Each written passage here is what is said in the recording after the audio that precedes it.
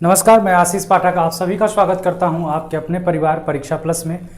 आज मैं आप लोगों के सामने वीडियो री एग्ज़ाम जो मात्र अगर देखा जाए तो आपके पास जो समय बचा है वो 3 महीने से भी कम का समय बचा है। ठीक है, मैक्सिमम भी मान लिया जाएगा तो 3 महीने, क्योंकि आयोग अब जो वैकेंसी कराएंगे वो इसी को कराएगी जिसमें आपका कहीं भी कोई भी पीईटी ऊटी नहीं लगेगा। और क्योंकि इसका जो सुप्रीम कोर्ट से केस था वो भी सब कुछ हो चुका है, आयोग के पास उसका पूरा डॉक्यूमेंटेशन आ चुका है। तो ये मिनिमम अगर जाएगा तो आपके 3 महीने आज से मान लो, तो आपको क्या करना चाहिए, आपको आज से ही लग जाना चाहिए कि इसमें कैसे हम तैयारी करें, क्या क्या सोर्स अपनाएं, किन किन चीजों को फॉलो करें। क्योंकि अगर देखा जाए तो वीडियो का जो एग्जाम 2018 में हुआ था वो माना जाता है कि रीजनिंग उसमें अभी तक यूपी ट्रिपल एससी के सभी एग्जामों से सबसे टफ आई थी। ठीक है, तो वही है आपका कि कहां से आखिर उस प्रकार की रीजनिंग, बच्चों का मैक्सिमम क्वेश्चन होता है, कई बार फोन करके भी पूछते हैं कि सर वो रीजनिंग कहां से पढ़ें। ठीक है, उस प्रकार की वीडियो की रीजनिंग कहां से प्रैक्टिस करें, इन सभी चीजों का मैं जवाब दूंगा। एक बार सभी लोग वीडियो को शेयर और चैनल को जो है सब्सक्राइब जरूर कर लें, ज्यादा से ज्यादा इन बच्चों को ये इंफॉर्मेशन पहुंचाइए कि कैसे हम वीडियो की रीजनिंग को तैयार करें। चलिए, सबसे पहले बात कि क्या पिछले बार का पेपर सच में ही इतना भयंकर था। रीजनिंग का पोर्शन जिसे सभी लोग हर जगह आप देखोगे, सुनोगे, कहो जो भी लोग आप जिससे भी पूछोगे सबका यही कहना था कि रीजनिंग ने हिला दिया। ठीक है, वीडियो के पेपर में रीजनिंग ने हिला दिया। तो क्या वाकई में हिलाने वाली रीजनिंग थी? अब मैं पूरा पेपर को एनालाइज करूंगा, चारों पेपर आपके किन किन टॉपिक से कैसे कैसे आपके प्रश्न पूछे थे, फिर बाद में मैं आपको कंक्लूजन बताऊंगा कि किस बुक को फॉलो करना है, किसको फॉलो करना है, किसे नहीं फॉलो करना है। और खासकर अब, क्योंकि उस समय कौन सी एजेंसी थी जो यूपी ट्रिपल एससी का पेपर बना रही थी और इस समय रिसेंट में कौन सी एजेंसी है जो पेपर बना रही है, और उस पेपर जो बना रही है वो आखिर किस चीज को फॉलो कर रही है, तो दोनों में डिफरेंस आ जाएगा। ऐसा नहीं है कि 2018 का जो पेपर होगा वही पेपर उसी तरह से यहां पर भी होने के चांस होगा, ये हम प्रिजुडाइज कर लें तो वो भी गलत होगा। लेकिन हाँ, ये भी ना हम सोचे कि नहीं आसान होगा तो वो भी गलत होगा। तो हमें एक जो है मिडिल का रास्ता निकालना पड़ेगा और हमें उसे उस हिसाब से तैयारी करना पड़ेगा। तो पहले एक बार हम लोग ज्यादा देर ना करते हुए एनालिसिस को देखते हैं कि पिछले पेपर में रीजनिंग का क्या एनालिसिस था और कैसे हमें पढ़ाई करनी चाहिए, क्या चीजें आसान थी और क्या टफ थी। सिंपल सी बात है, यह आपको अगर दिख नहीं रहा होगा, मैं थोड़ा ब्राइटनेस कम कर दे रहा हूं। हाँ, यहां पे अगर हम बात करें कि 22 तारीख के फर्स्ट शिफ्ट में जो सीरीज के क्वेश्चन थे, देखो सीरीज में क्या होता है बच्चों, आया तो ठीक, नहीं आया तो टफ। ठीक है, तो ऐसा है 8 क्वेश्चन सीरीज के थे, इसमें अल्फाबेट और न्यूमेरिक सब सीरीज थे। ठीक है, तो मान के चलो इसमें 1 से 2 प्रश्न ऐसा होगा जो दिमाग में नहीं क्लिक करेगा, बाकी आपका आसानी था। इसमें भी सेकंड शिफ्ट में भी 8 थे, 23 के फर्स्ट शिफ्ट में कम हो गए थे, फिर सेकंड शिफ्ट में 5 प्रश्न थे। तो एक अच्छा खासा वेटेज रखता है सीरीज, और सीरीज का कॉन्सेप्ट नहीं, सीरीज हमेशा आपके प्रैक्टिस पर डिपेंड करती है, कोई ऐसा फॉर्मूला नहीं है, ये सिर्फ प्रैक्टिस पे डिपेंड करती है। और बहुत बड़ा ऐसा कोई सीरीज नहीं आता है, तो इसको जनरल किताब से भी आप कर सकते हो। ठीक है, रही बात मैथमेटिकल ऑपरेशन, इसमें भी आपका कुछ भी नहीं, ये आपको बॉडमास का रूल लगाना है, तो ये टॉपिक भी आसान है, ये टॉपिक भी आसान है। दो और एक प्रश्न पूछा था इसमें। डिक्शनरी ऑर्डर ये सबसे आसान है, 2 पालियों में पूछा था और 2 में नहीं पूछा था। उसके बाद से अगर हम बात करें अल्फाबेट की, अल्फाबेट से रिलेटेड प्रश्न थे, अल्फाबेट से रिलेटेड इससे कौन सा जो है आपका बन सकता है, लेटर दिया है, कौन सा नहीं बन सकता है, चाहे कोई दिया है तो उसमें पूछ लेगा इसमें कितना गैप है, जितना अल्फाबेट में होता है इनमें ऐसे कितने पेयर हैं। तो इस प्रकार के प्रश्न जो है अल्फाबेट्स में आएंगे, और ये आपके टोटल पहले शिफ्ट में और दूसरे शिफ्ट में 4 थे, थर्ड में 1 था, उसके बाद से भी 3 था। तो देख रहे हो कि ये भी प्रश्न अच्छा खासा उठा रहा है, और इसमें लेवल कोई था नहीं खास। ये लेवल अगर हम बात करें टफनेस की तो इसमें भी कोई खास नहीं, इसमें भी कोई खास नहीं, ये भी इजी टू मॉडरेट ही रहेगा, ये भी इजी टू मॉडरेट रहेगा, ये भी इजी रहेगा और ये भी इजी प्रश्न रहेगा। कहां से डिफिकल्ट लेवल शुरू होगा अभी मैं बताता हूं। कोडिंग डिकोडिंग, इसमें अगर मैं बात करूं तो 3, 3 और 5 और 3 का रेशियो है, मिनिमम 3 से 4 प्रश्न आपका यहां से बनेगा ही बनेगा। तो यहां पर अगर हम बात करें तो इनमें से एक प्रश्न आपको घुमाने वाला हो सकता है, एक प्रश्न डिफिकल्ट जो आपके दिमाग में ना क्लिक करे तो वो हो सकता है। ठीक है, तो ये इजी टू मॉडरेट ही रहेगा। ब्लड रिलेशन आपका नया कोडिंग डिकोडिंग वाला चल गया है। हाँ, थोड़ा इसमें ब्लड रिलेशन में लंबे लंबे पजल टाइप के आए थे, आसान नहीं थे। ठीक है, लंबे लंबे पजल टाइप के आए थे, तो इसको आप बोल सकते हो कि मॉडरेट लेवल का था। ठीक है, जिसको आती उसके लिए इजी, जिसको नहीं लंबे लंबे पजल सॉल्व करना वो आपके कहीं ना कहीं मॉडरेट इसको बना देगा ब्लड एंड रिलेशन को। इस टॉपिक को बहुत अच्छे से देखना है। खासकर एनालॉजी जो है वो आपकी आसान ही आई थी, तो वो इजी ही रहेगी एनालॉजी। सिलोगिज्म भी आपकी इजी ही थी, ये ध्यान रखना। डीआई जो था, डीआई जान ही रहे हो कि अब आयोग कैसे पूछ रहा है। अभी पीटी आपने देखा, तो डीआई कैसे आएगी, आने वाले में भी पीछे में भी अच्छी आई थी और अभी आने वाले समय में भी ये अच्छा ही आएगा, मॉडरेट आएगा, मॉडरेट और कैलकुलेटिव आएगा, ये ध्यान रखना। ठीक है, डाटा सफिशिएंसी जो अभी तक नहीं पूछा जाता था वो आपके यहां एग्जाम में पूछा जाता है।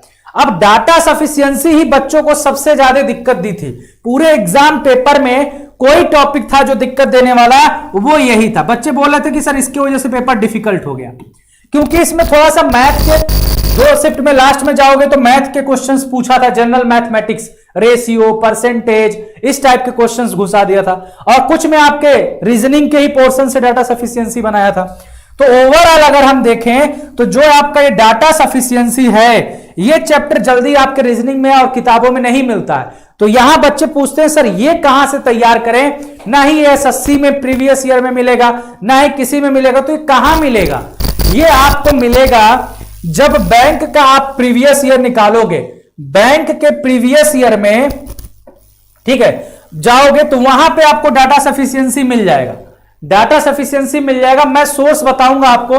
बैंक की किताब में अगर प्रीवियस ईयर है जो आपके 18-19 से एग्जाम हो रहे हैं, ठीक है, 16-17 मान लो, 17 से मान लो, 17 से लेके आपका जो पेपर होगा, ठीक है, उसमें आपको इसके क्वेश्चन मिल जाएंगे। चाहे आप ऑनलाइन सोर्स में देख सकते हो, जो भी बैंक के एग्जाम होते हैं, अब बहुत टफ नहीं, ऑलमोस्ट थोड़ा सा। उसके बाद से स्टेटमेंट, ये वाले भी तंग किए थे बच्चों को, ये भी पोर्शन तंग किया था। स्टेटमेंट कंक्लूजन, और ये ऐसा नहीं है, ये सबको तंग करता है, कोई जरूरी नहीं कि जिसने सब किया सबका सब सही होगा। इसमें कुछ एग्जामिनर का पॉइंट ऑफ व्यू चलता है, लेकिन हाँ ये कह सकते हो कि अगर 5 से 7 प्रश्न पूछ रहा है तो आपके 2 प्रश्न गलत होने चाहिए, बाकी आपके 4 प्रश्न तो सही करने ही चाहिए। आपको 4 प्रश्न सही करने चाहिए। तो यही दोनों आपके जो है ना, डीआई हो गया, डाटा सफिशिएंसी, स्टेटमेंट कंक्लूजन। देखो जो डिसीजन मेकिंग है पढ़ने में लंबा है, लेकिन ये आपको क्या है, स्कोरिंग है, इसमें जो है हार्ड नहीं रहेगा, ये गलत नहीं होता, ये इजी ही होता है।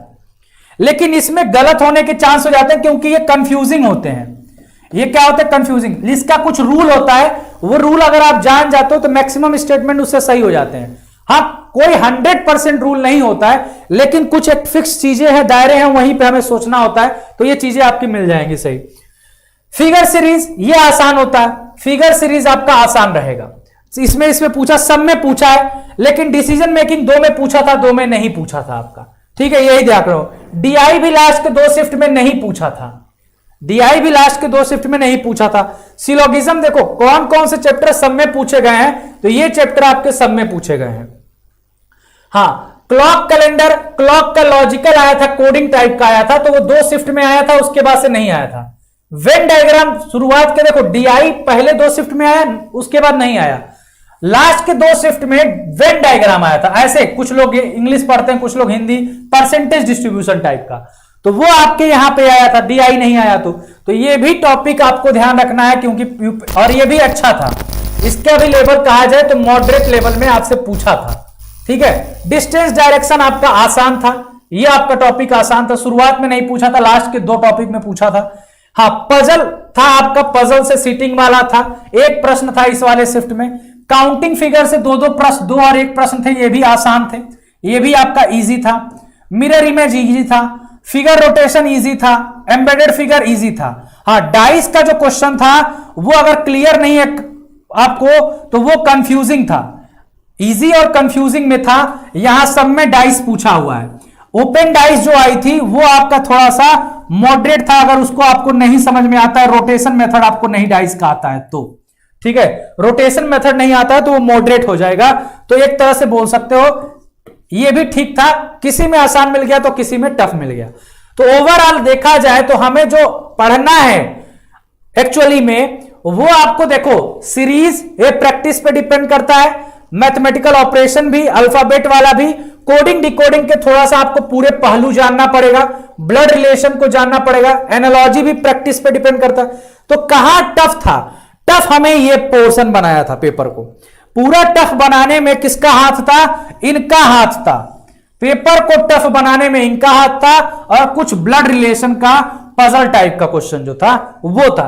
तो पूरे पेपर में ये तीन चीज, और तीनों पे ही प्रैक्टिस ही आपको परफेक्ट बना सकती है।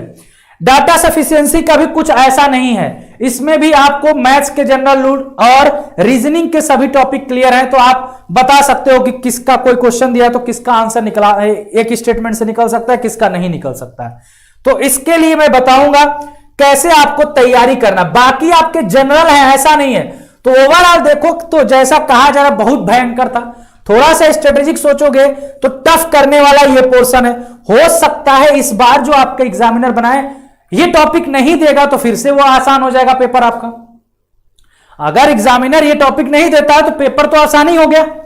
आप खुद ही देखो 50 क्वेश्चन में अगर आपके ये क्वेश्चन नहीं आए जो सबसे बल्क में है, यहां पर क्वेश्चन देख रहे हो ये बल्क में है, तो पेपर ऑलमोस्ट आपको जो टफ बनाने तो मॉडरेट ही रहेगा, इजी टू मॉडरेट, उतना डिफिकल्ट नहीं कह सकते हैं। तो इनमें से ही कहीं ना कहीं कोडिंग डिकोडिंग या ब्लड रिलेशन से आपको दिक्कत आएगी, बाकी सब चीजें आसान रहेंगी। लेकिन डाटा सफिशिएंसी बच्चों को फंसाई थी, स्टेटमेंट कंक्लूजन के क्वेश्चंस बच्चों को दिक्कत दिए थे, लंबे लंबे थे, टाइम कंज्यूमिंग थे। तो लेकिन समय ज्यादा है, 150 क्वेश्चन है, तो हो सकता है पेपर को टाइम कंज्यूमिंग बनाया जाए और फिर से इनको इंक्लूड किया जाए। तो अब सबसे बड़ी बात यह आ जाती है, क्या ये किसी भी किताब में मिलेगा हमें पढ़ने के लिए, कैसे हम इसमें प्रैक्टिस करें? तो बच्चों सबसे बड़ी दिक्कत यही है कि प्रैक्टिस वाली, तो उसमें मैं बता दूं कि कोई भी किताब, कोई कहता हो कोई किताब ले लो, तो आपके वीडियो एग्जाम के अकॉर्डिंग नहीं मिलेगा आपको। सिंपल सी बात, मेरा 100% सत्य है, कोई भी किताब मार्केट में आपको वीडियो के रीजनिंग के अकॉर्डिंग नहीं मिलेगा। सभी किताबें जो हैं वो कहीं ना कहीं एसएससी, बाकी जनरल जो एग्जाम होते हैं उन पे फोकस होकर बनाई जाती है, चाहे वो अरिहंत की हो, चाहे किसी की भी हो, चाहे आरएस अग्रवाल की हो, कोई भी किताब हो, वो जनरली एक बार जो जैसे उनका डाटा है एक बार उन्होंने लिख दिया, उसमें संशोधन नहीं करते हैं। जो भी करते हो एसएससी के क्वेश्चंस को करते हैं।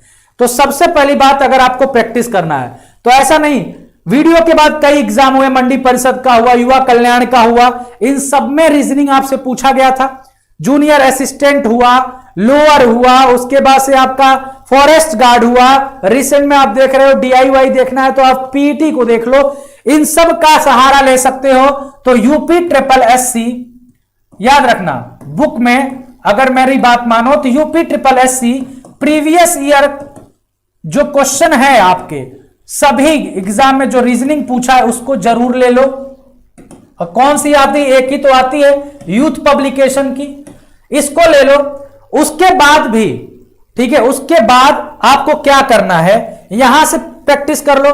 बाकी आप कोई एक बुक रखे हो, कोई भी किताब रखे हो तो वो आप उसको लगाओ। जैसे मान लो मास्टर इन रीजनिंग है तो उसमें आपको जनरल एक क्वेश्चन मिलेगा, वीडियो लेवल का क्वेश्चन नहीं मिलेगा, लेकिन हाँ उसमें ज्यादा क्वेश्चन है, जैसे सीरीज का ज्यादा प्रैक्टिस करना है आपको, सीरीज का प्रैक्टिस करना है, ये सब चीजें वहां से कर सकते हो।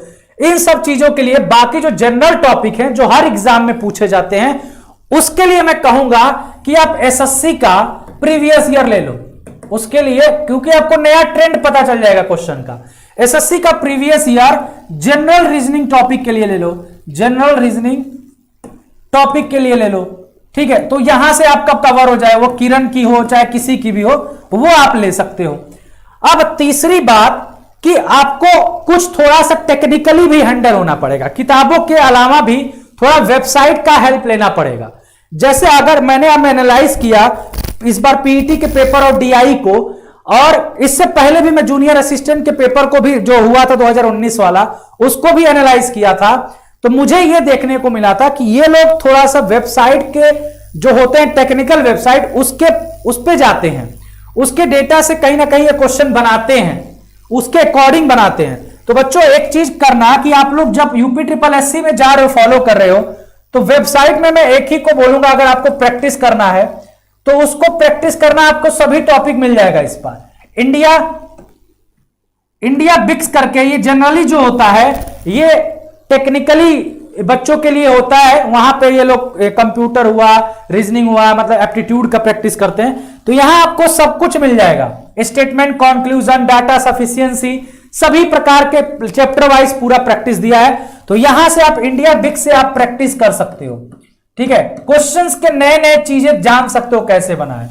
बाकी इसके साथ साथ आपको चाहिए कि बेहतरीन टेस्ट सीरीज हो जो आपके इसी फॉर्मेट पे बने, अच्छे टेस्ट सीरीज चाहिए, और अच्छा आपको एक जो भी आप कोर्स स्टार्ट कर रहे हो जिसके साथ जुड़े हो, गाइडेंस भी आपको एक प्रॉपर अच्छा चाहिए, और साथ साथ ये भी चाहिए कि आपको जो भी पढ़ाया जा रहा है क्या अप टू डेट पढ़ाया जा रहा है या घिसा पीटा पढ़ाया जा रहा है। अप टू डेट का मतलब यह है कि क्या वही चीज जो आपके इसमें जिस प्रकार से, अप टू डेट का मतलब नहीं 2018 वाले में जैसे पूछा था वैसे, उसको एक बेस मानकर उसके बाद से जो चेंजेस देखने को मिले हैं किसी भी एग्जाम में, प्रश्नों के स्तर में, चाहे प्रश्नों के फॉर्मेट में, कि कुछ नया मार्केट में चल रहा है क्या आजकल। जैसे देखोगे एसएससी में तो नया क्या मार्केट में चल रहा है, पहले एसएससी में कहीं भी आपके सिटिंग अरेंजमेंट के क्वेश्चन नहीं आते थे, लेकिन अब आते हैं। अब मार्केट में कोडिंग डिकोडिंग के क्वेश्चन में जाओगे ना तो एक लॉजिक चलता है, अल्फाबेटली पहले किसी चीज को अरेंज कर लो फिर उसकी कोडिंग करो, ये नया लॉजिक है। और वो पहली दफा जब जाओगे तो नहीं समझ में आएगा एग्जाम हॉल में, तो वो कोडिंग डिकोडिंग छोड़ना ही पड़ जाएगा। तो वो चीज है कि जो आपको सभी एग्जाम को एनालाइज करके आपके सामने आपके कोर्स में रखे, वो बेहतर गाइडेंस आपको दे सकता है, ठीक है। तो भाई जो भी जहां भी जुड़े हो तो एक अपना सोच लेना कि हाँ क्या चीजें सही मिल रही हैं, क्या गलत मिल रही हैं। बाकी मैंने आपको बता दिया कि जो लोग पूछते रहते हो कि सर हम कहां से प्रैक्टिस करें रीजनिंग का, इतने जो भयंकर लेवल आता, तो भाई मैंने बता दिया कि general topic of SSC previous year को देखो, वो भी रिसेंट के 3-4 साल के, 3 और 4 ईयर बहुत होता है, पीछे नहीं जाना है। और यूपी ट्रिपल एससी का भी आपको रीजनिंग पूरा प्रीवियस ईयर होना चाहिए, क्योंकि उसमें भी आपके अलग अलग टॉपिक्स के आए हैं। बाकी इनको जो डाटा सफिशिएंसी, स्टेटमेंट, कंक्लूजन जो है, डिसीजन मेकिंग, वो आप इंडिया बिक्स की वेबसाइट से प्रैक्टिस कर सकते हो, या टेक्स्ट बुक से आप बैंक वाले में टेक्स्ट बुक में जाओ और बैंक के प्रैक्टिस सेक्शन में जाके कर सकते हो, ठीक है। इतना मैं कहूंगा। अब ऐसा नहीं है कि आपको पूरा, जो भी अगर बच्चे बहुत ज्यादा नहीं भटकना चाहते हैं तो उनको हम परीक्षा प्लस के द्वारा भी वीडियो का कोर्स चलाया जा रहा है और ऑलमोस्ट 90% ओवर हो चुका है। अब हमारा उस बैच में सिर्फ एक ही ध्येय है कि उनको डिफरेंट टाइप से प्रैक्टिस कराना। मैं खुद ही रीजनिंग के अलग अलग टाइप के क्वेश्चंस लेकर आता हूं, प्रैक्टिस सेशन 3 दिन हफ्ते में लेता हूं। तो भाई जो हमसे जुड़ना चाहते हैं तो 499 का कोर्स है, वो आप परीक्षा प्लस ऐप से जुड़ सकते हो। आप उसके बारे में कोई भी क्वेरी करना चाहते हो तो आप इस नंबर पे कॉल करके क्वेरी कर सकते हो, 00006 हाँ, इस नंबर पे कॉल करके आप जो है क्वेरी जो है अपना सॉल्व कर सकते हो। ये है मैं, ठीक है, कि आपको कैसे इसमें लगना है, और आज से ही लगोगे तभी आप, भाई अगर जिसने पहले से नहीं ज्वाइन किया, जो मेरे साथ जुड़े हो तो भाई पहले ज्वाइन कर ले, उनको मैं पता है, मैंने सब कुछ पढ़ा दिया। अब उनको प्रैक्टिस से ही मैं परफेक्ट बनाऊंगा।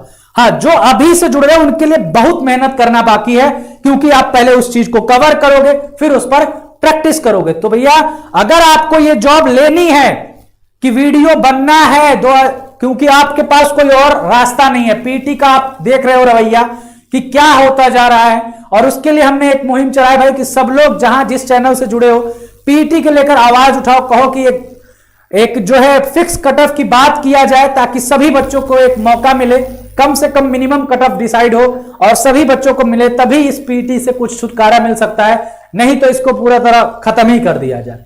लेकिन सबसे पहली बात की ये कि अब पीटी आप दे चुके हो और उसके रवैये को 1 साल से आपने देख लिया है, तो ऐसी स्थिति में आपके सामने सिर्फ 2018 का वीडियो एग्जाम बचा हुआ है, जो आप मेहनत करके अच्छे से जो है वहां तक पहुंच सकते हो, एक अच्छा स्कोर कर सकते हो।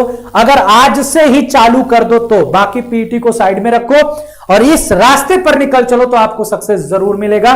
कोई दिक्कत कोई समस्या है, इसीलिए मैंने पुणे एनालिसिस के साथ आपको बताया कि पेपर जो है टफ करने के पीछे 2-3 चैप्टर हैं जिनको बहुत अच्छे से प्रैक्टिस करना है। तो कोई दिक्कत कोई समस्या आपको आती है तो आप वीडियो के कमेंट में जरूर बता सकते हैं। पूरी टीम कोशिश करेगी आपकी समस्याओं का समाधान किया जाए। ठीक है, तो आप लोग पढ़ते रहिए। ठीक है, कोई दिक्कत हो कोई समस्या हो तो जरूर बताइए। इसी के साथ मैं आप सभी से विदा लेता हूं। आप सभी का बहुत बहुत धन्यवाद।